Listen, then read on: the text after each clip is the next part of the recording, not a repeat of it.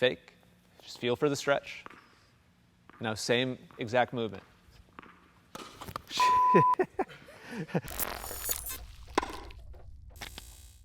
All right, so we're gonna kind of point out a couple key things here as Caroline sets up. I want you to notice the logo on her pants, and there's also a logo on her shirt. You can kind of see it right there. And so her initial turn of her body sets her hips up at the camera, and also the plane of her shoulders up also at the camera. And so that's the initial kind of turn or load that you were talking about a second ago. This is what I like to see from players, across the board. It's about perpendicular to the baseline. And the whole point of setting up this way is so that stored energy of turning the body can be used before the ball gets hit. And that's really gonna be our main focus here. Okay. As the ball comes into frame, I want you to watch the logo on her hip, how it's starting to turn right now, and watch the logo on her chest, how it's turning now before the ball gets there. And watch both of those logos, how the one on her chest is now out of sight, and the one on her hip is now out of sight before the ball arrives to her racket. Wow. And so what this does is her hips, her torso, her shoulders are providing the energy for the swing, and her arm has a relatively passive role of really just kind of bringing the racket along to the right spot to meet the ball. So this kind of cooperation between the arm and the body is key, but the order of when the energy is used is really most important. If the body doesn't turn first, the arm has to do the work. Right. And when the arm has to do the work, it's going to be rigid and tight because it's contracting and flexing and hitting the ball actively. Here, Caroline, her arm is able to stay pretty relaxed because her body did the work. And obviously the guys, all the same thing. And any striking sport, golf, baseball, the hips and the chest and the torso always come through first, hockey, and then the arms come through after. And that's how you can deliver the most energy into the point of contact. Okay, so coming up to your forehand. All right, so we don't have the logo, unfortunately, but you get the idea. We're looking for how much rotation happens before the ball arrives at the racket. And by this point, it's like, please turn, please turn, please turn, because really we'd like to be making contact probably somewhere about here. Right. But your body hasn't even started turning forwards yet. So that means that the arm has to do the hitting. The body, it's already too late. Like the ball's already there, right, and your body hasn't turned forwards yet. So that means your arm has to do the work.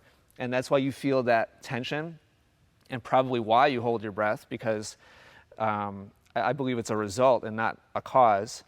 And the tension, same thing, it's a result of having to do all of the hitting with these small parts of the body. Compared to your hips, your torso, your shoulders, your chest, the forearm, and it makes me wonder about this too. I don't know what shot that is from, but it's probably from this kind of principle of your arm having to do most of the work. Your arm and your shoulder is trying to supply a lot of energy here in a very short period of time. Right.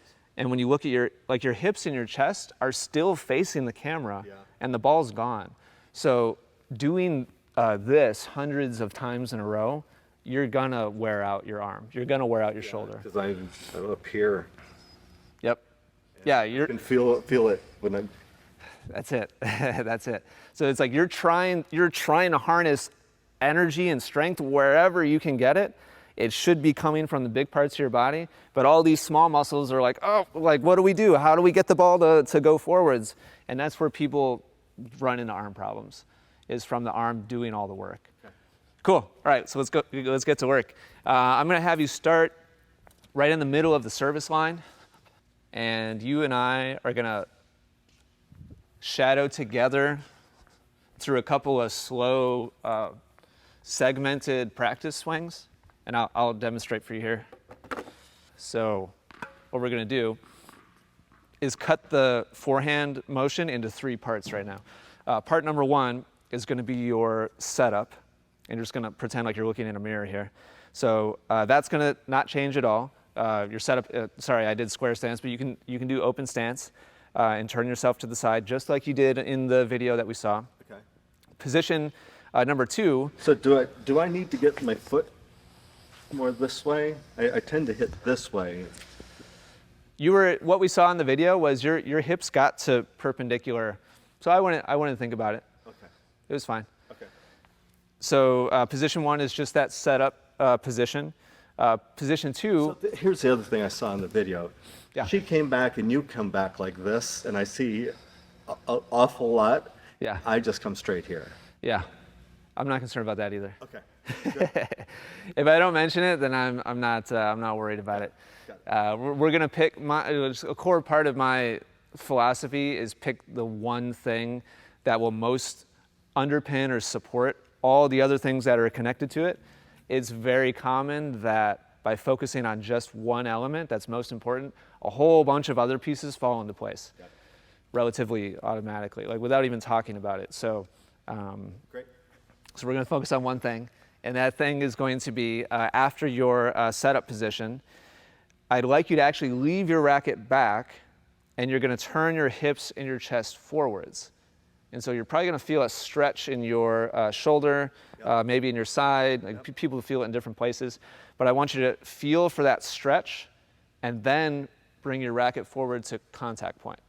Wow. And that's all we're going to do right now. Set up, stretch, leave your racket back on the stretch. Yep, and then contact. Yep. So set up. I'm going to help you here. Stretch, yep, and then contact. Good. Keep doing what you're doing. Set up, stretch, and then contact. And I don't want you to go forward to contact until you feel that stretch. Yeah, that's it, Bill. Watch this. This is going to blow your mind. Here's the one you just did. This is the stretch that you did. Here's the forehand that we looked at from Victoria. It's pretty much the same thing, right? What do you know? My hand's not doing that dirty. Yeah, you're kind of like scooping, like kind of, and I think that's you kind of anticipating you're almost kind of like hooking, like a boxing kind of hook, like around with your arm. And so now your racket is lagging back, just like Victoria's, and you see you guys are in a really similar body position relative to the hand and the arm position. Can I do just 2 more? Oh yeah, well yeah, we'll do a lot more. I just wanted to show you, because I hear you talking about how different it feels, but that difference is what we need to really focus in on. Where do you feel that stretch? Mostly right here. Okay, hip And shoulder? Okay, great. I want you to kind of focus in on that, because when you go home and practice this, you need to be able to self-identify whether or not you're doing the new one or just going back to the old one. Does that make sense? Yep. I didn't see much stretch there. Exaggerate it. Leave the racket back. Yep. Set up, stretch, contact. Set up, stretch. There you go. Yep. Last one. Nope, nope, nope, nope, nope, nope. Can you explain to me what happened there? I didn't think. And so what did your body do? It went back to the old. Yeah, watch. Here's, this was like two ago. Watch how your hips and your chest go first, and then your arm. Now watch this one. This is one where I said, nope. Watch your arm. Your arm goes first, Right. and then your body turned. Right.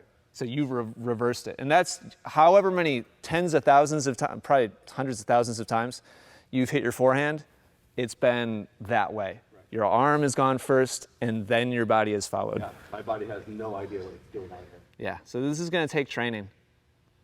Good, nice job. Okay, so now, Bill, we're just going to put it all together. So you're going to actually finish the swing now, and we're going to make it a continuous movement, but I want all of your mental focus and attention to just be on creating that stretch in your hip and your shoulder before the racket goes forwards to contact. Good, that's great, that's great. So feel for the stretch. Yeah, that's really nice, Bill. Good. Stretch, yeah. Set up, stretch. That looks really good. Yeah, that's really nice, Bill. Good. Watch your hips go first. Yeah. See? So now there's a clear separation of like what part of your body is doing the work is very obvious. This in reality is a little bit exaggerated. But I like exaggeration in training because when somebody fires the ball at you, you're going to probably meet somewhere in between. And so for the time being, this is fantastic practice because you're building an awareness of what the difference is between what you're used to doing and what the new one is. So this looks really, really nice.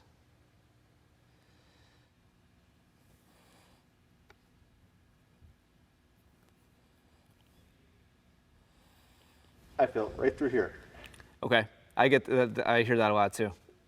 And to be totally honest with you, you know, when you first start training this, it's probably going to be uncomfortable, and you're probably going to feel it the next day. And that's just an indicator that you've been using other stuff. I mean, that's why you have the brace here and you're feeling it here. You're not used to using this or this to power the shot. So If I can get rid of this and this, I'll go through a couple weeks of this. tell you what, the hips and the back and the torso are way better designed to support this energy going forwards.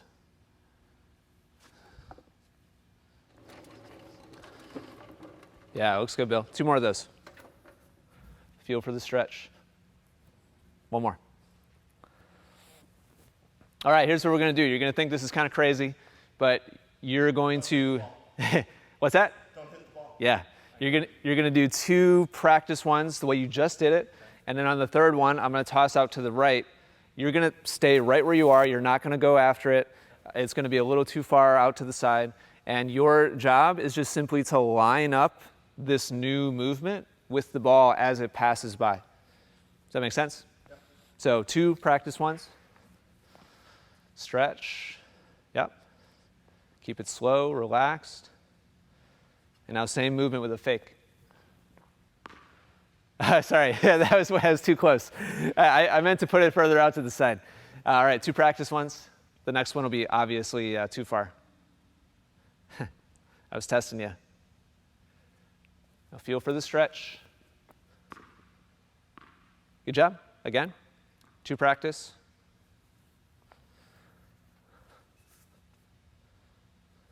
And now a fake.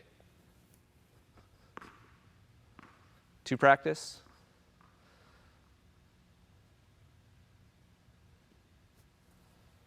And now a fake. Here's your last set. So here's practice. That's good. That looks really nice. That would be contact. And then here's practice number 2. Yeah, good, good. And then here's the fake.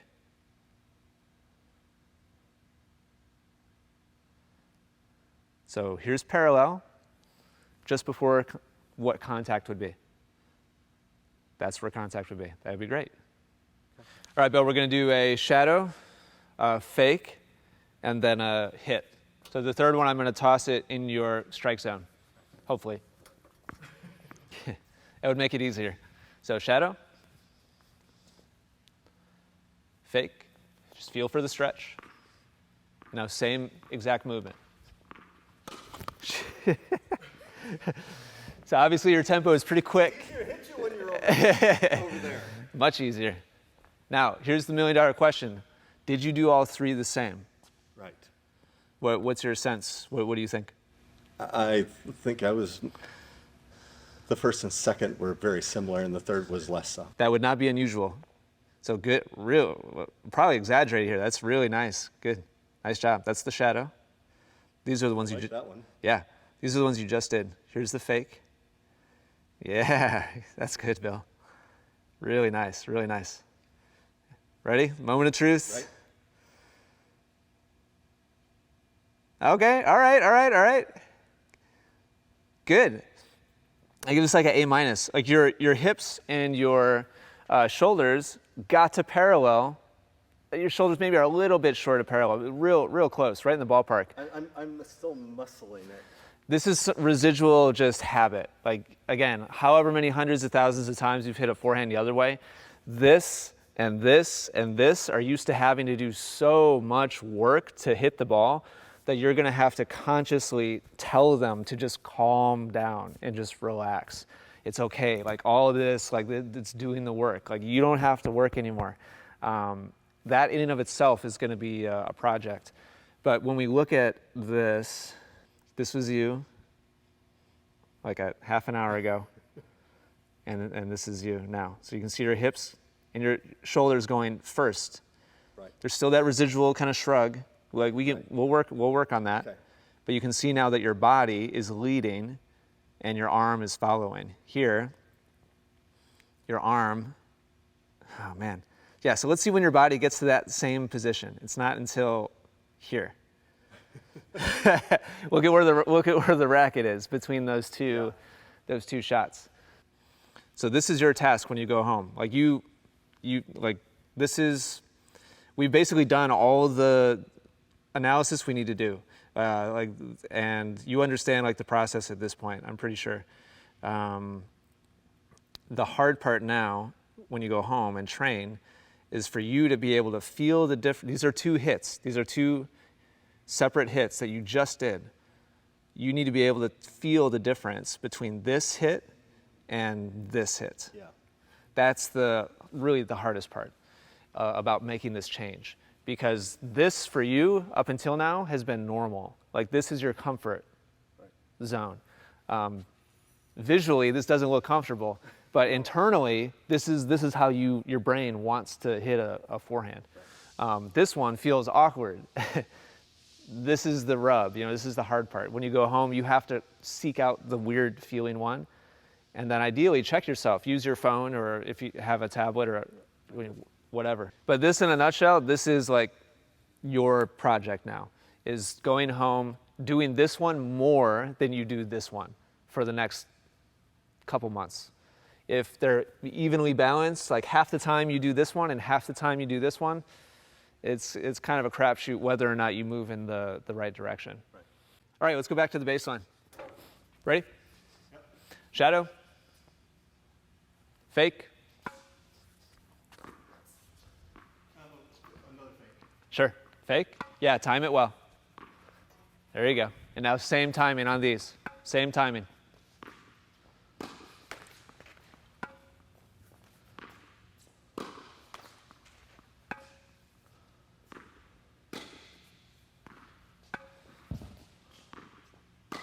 Ooh, I like that last one. How do you think you did? One through four? Or 1, 2, 3, 4? Which of the four felt the best to you? The last. Which was the least out of the 1 through 4? The first one? All right, let's check your awareness here. Here's number 1. Sorry, it's kind of a short feed. Good job with the body. It wasn't horrible. It looks pretty good, actually. Your hips and your chest are in a good position. Sorry, I left it so short. I think this one was a little short as well. So this one you just waited too long. Yeah. Ball is a lot further back. But The positioning was all right, except yeah, then I adjusted. yes. Here's number 3. Not bad. I'll give that like a B. A little bit on the late side, but like you can tell like the effort's there.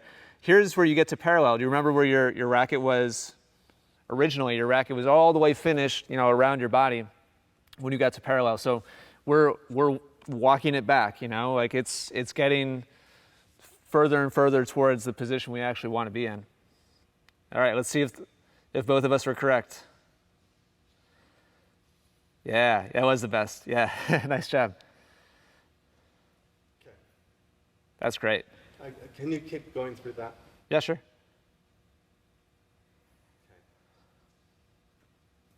Thoughts? I have a tendency to bring my racket through and flatten, and I'm rolling, Yeah. and I want to be coming up. To me, it's just, honestly, it's a lot of residual tension there. Right. Like you can see there's a hit and then a kind of a flip of the racket. You're trying to like force it. earlier when I said let it go where it wants to go, there's actually, like, we could spend a whole day just working on that phrase of just allowing the racket to just move on its own. For decades, you've been making the racket do something, and we need to start unwinding that tension and just relaxing the arm. And that's just going to take time. And your arm's going to have to learn to trust that your body is doing enough work, that the ball is going to go, like, it's going to go where you want it to go eventually. It's just going to be a matter of training.